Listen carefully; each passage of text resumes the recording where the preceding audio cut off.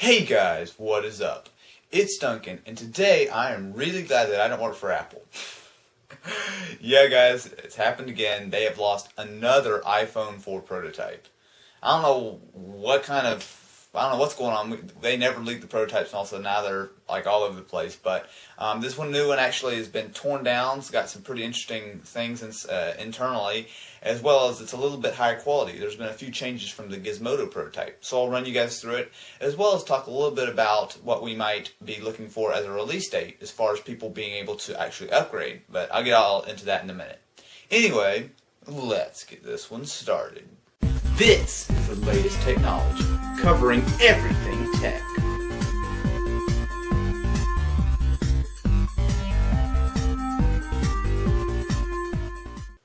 Okay guys, so again, the story on how they found this one's a little unclear. It was not found here, but it was rather found in Vietnam. So a Vietnamese website, I don't know how they got it, I'm not even going to get into that. But they've got a lot of pictures, which I will go ahead and show throughout my talking of the video. I don't know what that means, but yeah. They've got a lot of pictures that show the new iPhone, and there's a few key things. First of all, this one has now shows, instead of before it said XX gigabytes, and showing how many gigabytes that I had. This one says 16 gigabytes. So we do know that it's going to at least have 16 gigabytes, which maybe what they found was the base model. Another key thing is that when you look at it, the fit and finish compared to the other prototype looks much better. As you see, especially when you look at the bottom of the iPhone, where the speaker grills are, you now see that there are 2 less screws there. So obviously, either that one was an earlier prototype, or this one's either a very late prototype or an actual production device. I'm kind of leaning towards it's probably a production device, but we don't know. So all the way around the phone, you can see it looks much nicer. Fit and finish is very, very exact. For those of you who saw the first prototype and were kind of a little on the fence, take a look at this one. Some of these pictures, I really like it. It looks really solid. Unlike the Gizmodo iPhone, this one actually seems to be somewhat working. All the pictures and video they have shows that it's the screen is on, but it's showing like a development version of it's a Fireball, which apparently has been seen on prototype iPhones before.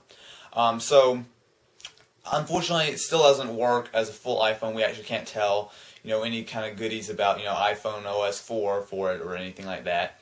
But it does look pretty cool. So guys, one of the more important things I think that we found through all this prototype is that it looks like it does have, at the very least, an Apple A4 processor, which is the same as on the iPad. And it gets better, I think. Not only is it going to be maybe similar, at the very least, but it actually has a lot of the same model numbers when you look at the 2 processors as the iPad processor. So we very well could have, just as fast as the iPad, just brought down for the iPhone.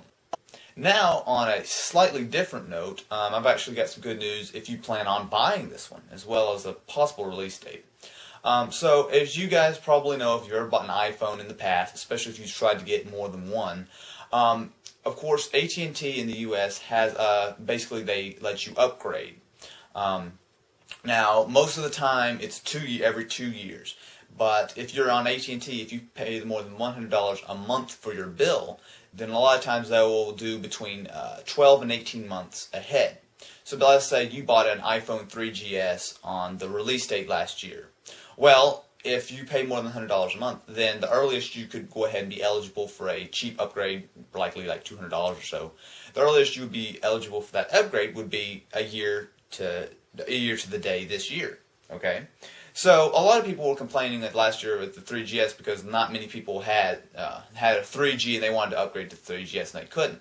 Well, it looks like AT&T might be taking steps to prevent this.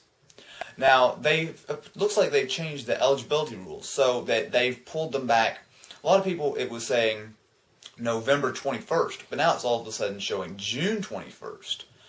So this kind of bodes well. The June 21st is a date a lot of people have been looking at, towards the end of June for it to actually be released. So you very well could be, especially if you bought your iPhone 3GS right when it came out, you very well could go ahead and be able to upgrade to the 4G for just the standard, usually $200 price. So that's really good news. Anyway, guys, that's it for all the iPhone 4G HD 4.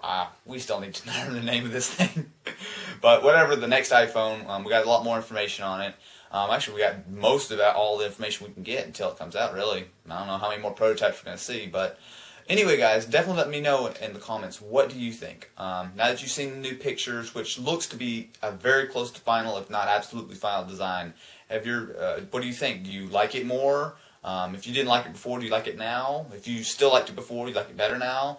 Just let me know what you think, guys, and especially let me know if you think what you think about the eligibility. If you're wanting to upgrade to this, you definitely want to pay attention to what day you bought your previous iPhone, because that will kind of really affect when you can get this next one. Of course, if you want it, but Anyway, guys, thanks for watching.